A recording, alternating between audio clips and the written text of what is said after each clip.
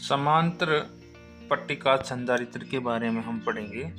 तो समांतर पट्टिका संधारित्र में दो पट्टिकाएं होती हैं जो एक दूसरे के समांतर स्थित होती हैं।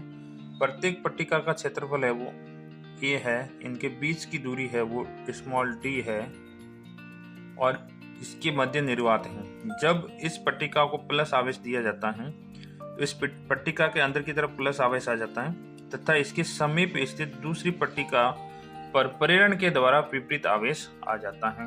इस प्रकार इस पे आवेश है वो संग्रहित हो जाता है। तो हमें इस संधारित्र की धारिता ज्ञात करनी है। तो सबसे पहले धारिता का फॉर्मूला लिखेंगे। धारिता का सूत्र होता है वो होता है C बराबर Q अपॉन V। अब हमें इस पट्टिकाओं पर विद्युत क्षेत्र निकालना है। विद्युत क्षेत्र E बराबर एक पट्टिका पर विद्युत क्षेत्र होता है सिग्मा अपॉन 2 एप्सिलॉन नॉट और दो पट्टिका है तो दोनों में सिग्मा अपॉन 2 एप्सिलॉन नॉट। तो कुल विद्युत क्षेत्र हो जाएगा सिग्मा अपॉन एप्सिलॉन, क्योंकि ये दोनों जुड़ेंगे तो आ जाएगा सिग्मा अपॉन एप्सिलॉन नॉट। अब हम सिग्मा का मान रखेंगे तो सिग्मा बराबर होता है Q अपॉन A। तो सिग्मा का मान जब इसमें रखते हैं तो विद्युत क्षेत्र आ जाएगा Q upon A epsilon not. अब हमें विद्युत विभव निकालना है। तो विद्युत विभव, इसको समीकरण नंबर 2, V बराबर होता है ED।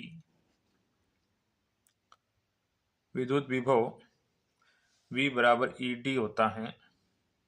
विद्युत विभव V बराबर ED यानी E का मान हम समीकरण 2 से रखेंगे तो विभव हो जाएगा Q A epsilon not into D। यह समीकरण नंबर 3। अब समीकरण नंबर 3 का मान समीकरण 1 में रखेंगे तो समीकरण 1 में समीकरण 2 से V का मान रखने पर, तो इसमें जब हम V का मान रखेंगे तो ये संधारित्र की धारिता C बराबर हो जाएगा Q बटे V का मान हमारे पास ये है Q A epsilon not D।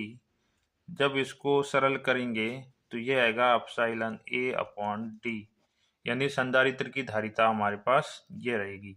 अतः हम कह सकते हैं कि समांतर प्लेट संधारित्र की धारिता निम्न प्रकार होगी। धारिता का जो फाइनल सूत्र होगा C बराबर एप्सिलॉन A अपॉन D। ये समांतर प्लेट संधारित्र की धारिता होगी। इसमें हमें ध्यान रखना है कि C का मान किस पर निर्भर करता है। तो ये प्लेट का क्षेत्रफल बढ़ने पर बढ़ेगा और इनके बीच की दूरी घटने पर बढ़ेगा। दूरी बढ़ेगी तो धारिता कम होगी क्योंकि एक दूसरे के व्युत्क्रमानुपाती है। यदि C और A के बीच में ग्राफ पूछा जाए तो C और A के बीच ग्राफ होगा वो एक सरल रेखा होगी और C और D के मध्य ग्राफ व्युत्क्रमानुपाती होगा, यानी इस प्रकार ग्राफ आएगा। ये भी आपको ध्यान रखना है।